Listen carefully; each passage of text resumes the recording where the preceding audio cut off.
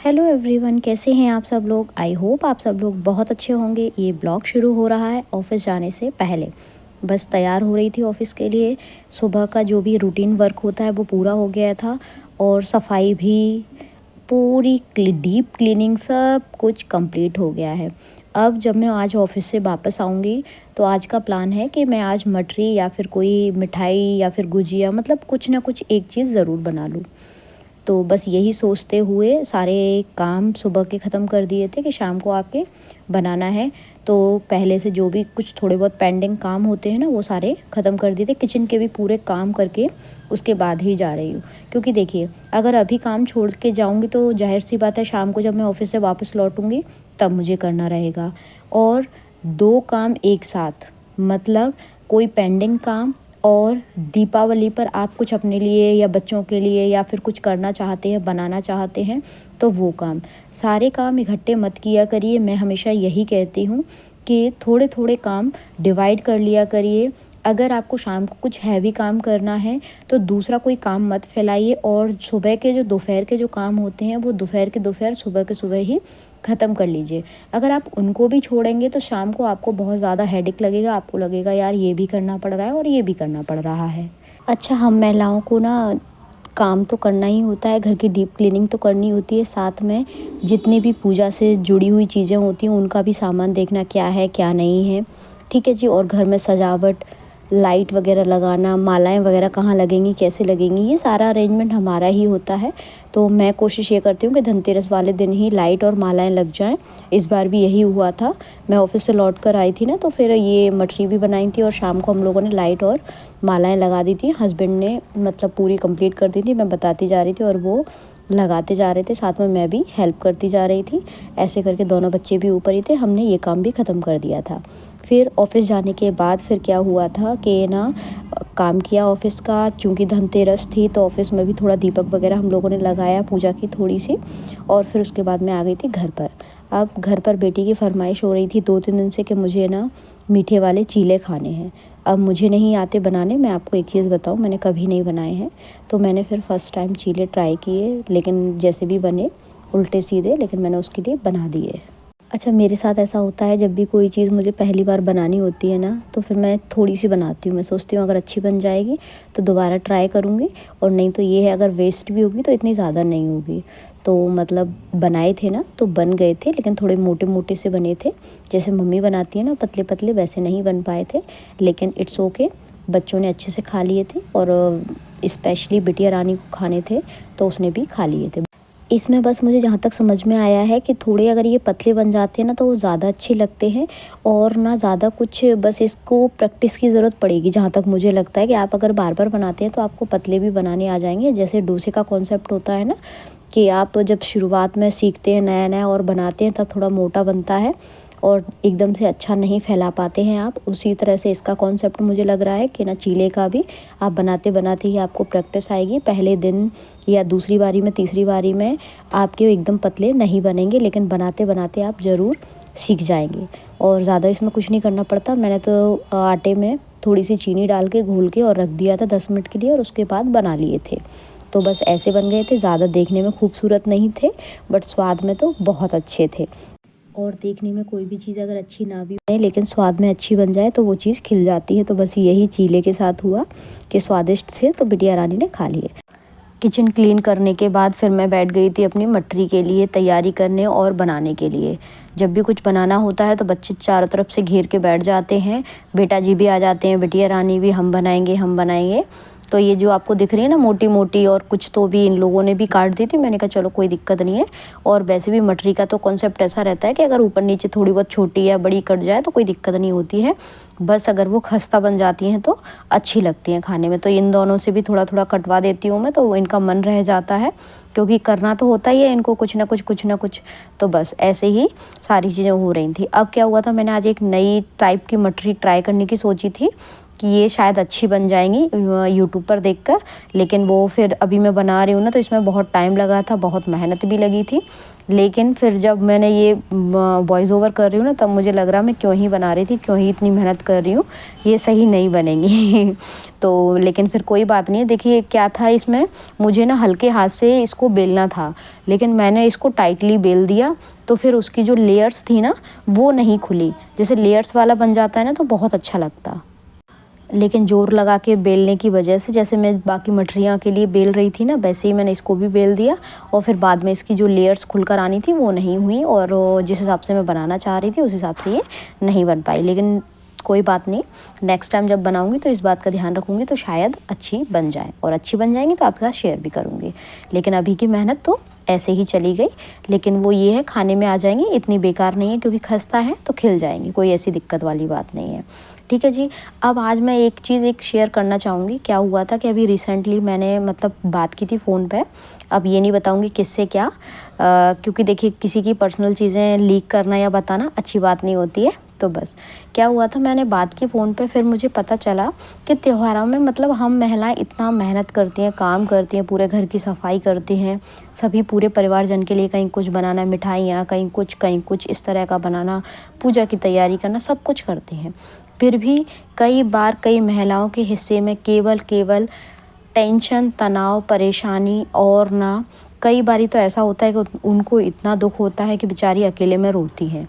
सोचिए त्योहारों पे अगर घर की लक्ष्मी जिसको बोला जाता है, अगर उसके साथ इस तरह का व्यवहार हो, तो मतलब बाकी सदस्य कैसे खुश रह लेते हैं, मुझे तो ये समझ में नहीं आता है।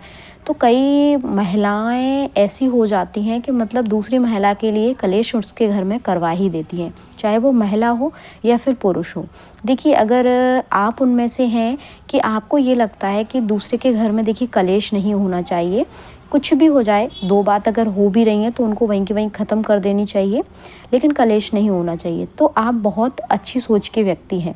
लेकिन अगर कहीं आपके दिमाग में या फिर दूसरे व्यक्ति के दिमाग में या फिर आपके जो बिल्कुल नज़दीकी कोई व्यक्ति है वो टॉक्सिक है, मतलब इवन उसको ना कोई चीज़ समझ में ही नहीं आती, आप चाहे उसको कोई भी प्यार से ट्रीट कर लो, कुछ भी कह लो, उसको समझ में नहीं आएगी आपकी बात, ये बिल्कुल पक्की बात है।